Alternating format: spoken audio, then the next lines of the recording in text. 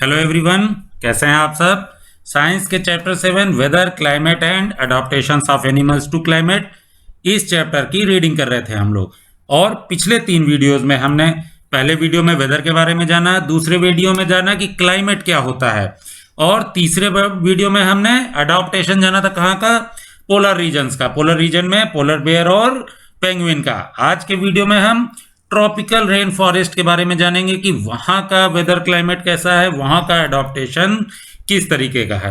Okay, तो चलिए start करते हैं। The tropical region has generally a hot climate because of its location around the equator. Tropical regions में क्या होता है, नॉर्मली हॉट क्लाइमेट होता है।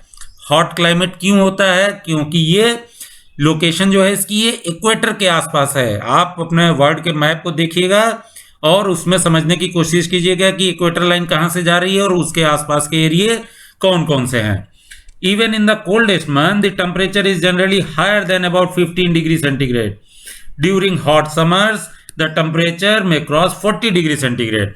यहां पर ठंडियों में भी जनरली जो है टेम्परेचर कितना जाता है, 15 डिग्री तक, और गर्मियों में तो 40 डिग्री को भी क्रॉस कर जाता है। Days and nights are almost equal in length throughout the year. जैसे हम लोग क्या देखते हैं कि गर्मियों में दिन बड़े होते हैं, ठंडियों में छोटे हो जाते हैं। ये सब हमारी लोकेशन पे डिपेंड करता है।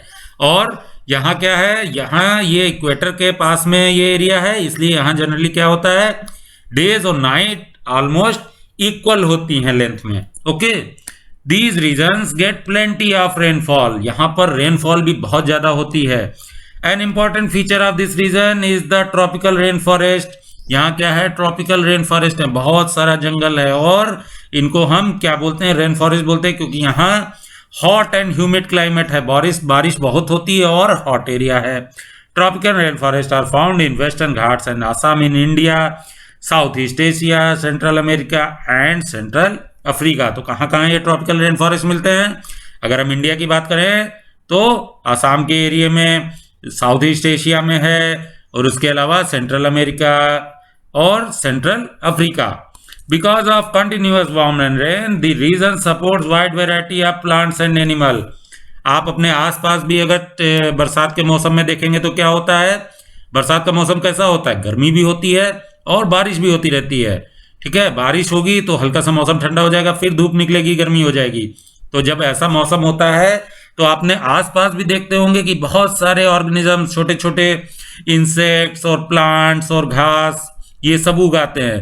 तो ये क्या है, ये बहुत सारे प्लांट्स और एनिमल्स की लाइफ को सपोर्ट करता है, ऐसा इन्वायरमेंट, ऐसा क्लाइमेट, ऐसा एटमॉस्फेयर। तो रेन फॉरेस्ट में तो ये सबसे ज्यादा टाइम तक रहता है, इसलिए वहां पर प्लांट्स और एनिमल्स की बहुत वेराइटीज हैं। The major type of animals living in the rainforest are monkeys, apes, gorillas, tiger, elephant, leopards, lizard, snakes, bird and insects। तो कौन कौन से टाइप के यहाँ मेनली दिए हुए हैं, वैसे तो बहुत वेराइटीज हैं, लेकिन इसमें मेन क्या है, जैसे मंकी हो गया, एप्स गोरिल्लाज भी एक तरीके के, जैसे चिंपैंजी हो गया, गोरिल्ला हो गया, एक तरीके के सब मंकी की वेराइटी हैं। और टाइगर हो गया, एलिफेंट्स हो गया, लियोपर्ड हो गया, लिजर्ड हो गया, ये सब यहाँ पर मिलते हैं। Let us read about the adaptation of these animals to a hot humid climate. अब इनके एडॉप्टेशन के बारे में जानते हैं कि इनका एडॉप्टेशन क्या है। पहले हमने क्लाइमेट जान लिया कि वहां का क्लाइमेट कैसा है, अब उस क्लाइमेट के अकॉर्डिंग वहां का एडॉप्टेशन कैसा है। The climate condition in rain forest are highly suitable for supporting and enormous number and a variety of animal. ये मैंने आपको पहले भी बता दिया कि वहां का क्लाइमेट ऐसा है कि ये लाइफ को बहुत ज्यादा सपोर्ट करता है, इसलिए यहाँ पर बहुत सारे एनॉर्मस नंबर ऑफ वेराइटीज के एनिमल्स मिलेंगे, तरह तरह के एनिमल्स, तरह तरह के प्लांट आपको वहां देखने को मिलेंगे। Since the numbers are large there is intense competition for food and shelter. अब सोचिए, जितने ज्यादा तरीके के एनिमल्स उतना ही ज्यादा कंपटीशन दोनों में, सारे एनिमल्स में आपस में, फूड के लिए, शेल्टर के लिए। ओके, कोई किसी को अपना फूड बना ले रहा है, कोई किसी को फूड बना ले रहा है, कोई किसी के शेल्टर पे कब्जा कर ले रहा है। तो फूड और शेल्टर को लेके बहुत कंपटीशन है वहां। Many animals are adopted to living on the trees. अब क्या है कि जंगल है, ट्री बहुत हैं, तो ज्यादातर एनिमल्स का अडॉप्टेशन किस टाइप का है कि वो ट्रीज पे ही रहते हैं। Okay, red-eyed frog has developed sticky pads on its feet to help it climb trees on which it lives. To help them live on the trees, monkeys have long tail for grasping branches. Okay, अब जैसे red eyed frog है, red eyed frog क्या है, यहाँ पर देखिए एक figure में दिया हुआ है रेड आइड फ्रॉग। इस तरीके का फ्रॉग यहाँ रेन फॉरेस्ट में पाया जाता है। इसका क्या है अडॉप्टेशन फीचर, इसके फीट में स्टिकी टाइप का जो है लिक्विड आता है, जिससे क्या होता है कि ये पेड़ों पर आसानी से चढ़ सकता है। पेड़ों पर ये इसके फीट आसानी से चिपक जाते हैं और ये ऊपर की तरफ बढ़ता जाता है। और इसका कलर देखिए, इसका कलर भी ऐसा है कि वो लीव्स के या ट्रीज के प्लांट्स के कलर से मैच होता है। ओके, अब ये कलर मैच हो रहा है, इससे क्या फायदा मिलेगा, चलिए देखते हैं इसको भी।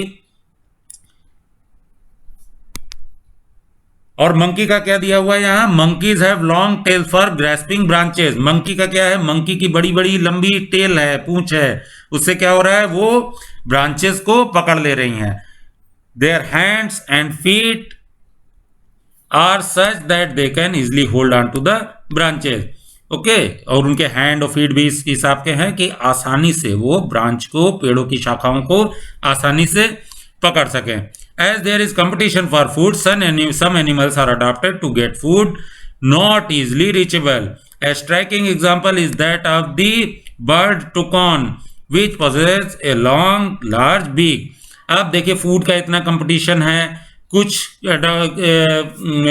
एनिमल्स ऐसे हैं उनका क्या है, उनको फूड आसानी से नहीं मिल पा रहा है। जैसे एक बर्ड टुकॉन का यहाँ पर एग्जांपल दिया हुआ है, क्या है वो फ्रूट्स खाती है। ओके, अब क्या होता है कि फ्रूट्स जहाँ पर अगर पेड़ पे लगा हुआ है तो वहाँ का ब्रांच जो है या तो बहुत वीक है या बहुत ही एकदम किनारे पर है, अगर उस पर वो टुकॉन बैठती है तो वो टूट जाती है। तब क्या है, इसका एडॉप्टेशन किस टाइप का है, इनकी बीक, इनकी चोंच लंबी सी है। This helps a toucan to reach the fruit on branches which are otherwise too weak to support its weight. तो क्या होता है कि लंबी चोंच की हेल्प से ये दूर से भी फ्रूट्स को खा सकते हैं, जहां पर ये फ्रूट किसी अगर वीक स्टेम पे लगे हुए हैं, वीक ब्रांच पे लगे हुए हैं तो वहां टूट सकते हैं, तो ये दूर से ही अपनी लंबी चोंच से उसको खा लेते हैं। Many tropical animals have sensitive hearing, sharp eyesight, thick skin and a skin color which helps them to camouflage by blending with the surrounding. Okay, अब देखिए मैंने जैसे वो रेड आइड फ्रॉग के कलर के बारे में बोला था कि उसका कलर क्या हेल्प करता है। इस कलर से क्या होता है कि अपने सराउंडिंग में, अपने आसपास के एरिया के कलर से मैच कर जाते हैं और उसी में छुप जाते हैं। उससे क्या होगा कि ये अपने प्रेडेटर्स से बचे रहते हैं। प्रेडेटर्स में जो उनका शिकार कर सकते हैं, जो उनको खा सकते हैं। ओके, और ज्यादातर ट्रॉपिकल एनिमल्स का क्या है कि उनकी सेंसिटिव हियरिंग होती है, दूर तक की आवाज आसानी से सुन लेते हैं। शार्प आई साइट होती है, नजर तेज होती है, थिक स्किन होती है और स्किन कलर उनका ऐसा होता है कि सराउंडिंग में मिक्स हो जाए। This is to protect them from predators. For example, big cats, lion and tigers. Big cat means lions and tigers क्या है, कैट की कैटेगरी में, कैट की फैमिली में आते हैं, तो इनको हम बिग कैट भी बोल देते हैं। Have thick skins and sensitive hearing. Lion और टाइगर्स का आपको पता है कि उनकी स्किन थिक होती है और हियरिंग सेंसिटिव होती है, मतलब दूर की भी आहट आवाज सुन लेते हैं, जिससे वो अपने शिकार को आसानी से पकड़ सकते हैं और उसके बारे में जान सकते हैं कि उसकी लोकेशन कहाँ पे होगी। The lion-tailed macaw, also called beard ape, lives in the rainforest of Western Ghats. Its most outstanding feature is the silver white mane, which surrounds the head from the cheeks down to its chin. अब देखिए एक lion tailed Macau जिसको बोलते हैं, यहाँ पर ऊपर figure में दिया हुआ है। इसकी क्या खासियत है, इसके चेहरे को अगर आप देखें तो इसके चारों ओर एक सुनहरा व्हाइट कलर का जो है चमकीला बाल टाइप का रहता है, जिससे ये पूरा चेहरा कवर होता है, हेड से लेके चिन तक। ओके, और ये बहुत ही सुंदर लगता है देखने में। It is a good climber and spends a major parts of its life on trees. ये बहुत अच्छे क्लाइंबर, पेड़ों पे बहुत तेजी से चढ़ लेते हैं और ज्यादातर समय अपना कहाँ बिताते हैं, पेड़ों के ऊपर। It feeds mainly on fruits, it also eat seeds, young leaves, stems, flower and birds. This beard ape also search for insects under the bark of the trees. ये नॉर्मली क्या खाते हैं, फ्रूट खाते हैं, सीड्स खाते हैं, नई ताजी पत्तियां, स्टेम्स खाते हैं, फ्लावर्स, उनके बड्स खाते हैं, और पेड़ की छाल के नीचे, उसकी बार्क के नीचे जो छोटे छोटे इंसेक्ट्स होते हैं उनको भी खाते हैं ये। Since it is able to get sufficient food on trees, it rarely come down on the ground. अब इनको पेड़ों के ऊपर ही इनका सफिशिएंट फूड मिल जाता है, और अच्छे क्लाइंबर भी हैं, और क्या है कि पेड़ों पर आसानी से बैठ सकते हैं, पकड़ मजबूत है, तो इनको नीचे जमीन पे आने की जरूरत ही नहीं है। ये अपना ज्यादातर लाइफ का टाइम जो है पेड़ों के ऊपर ही बिता देते हैं। Another well known animal of Indian tropical rainforest is the elephant. अब हमारे इंडियन ट्रॉपिकल फॉरेस्ट का एक वेल नोन एनिमल कौन सा है? Elephant. It has adopted to the condition of rain forest in many remarkable ways. Look at its trunk. इसके क्या adaptation feature हैं? बहुत सारे हैं। अगर इसके ट्रंक को देखें, इसकी सूट देखें, it uses it as a nose because of which it has a strong sense of smell. और ये कैसे ये काम में आती है? नोज की तरह भी उसके काम में आती है, क्योंकि इनकी स्ट्रांग है सेंस ऑफ स्मेल, सूंघने की शक्ति बहुत तेज है. The trunk is also used by it for picking up food.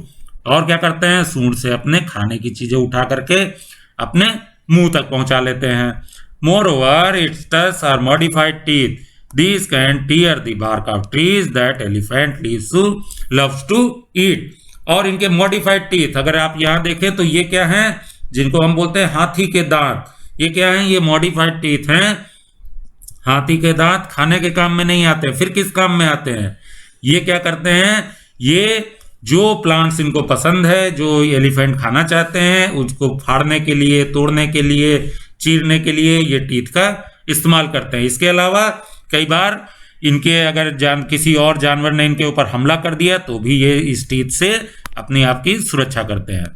So the elephant is able to handle the competition for food rather well.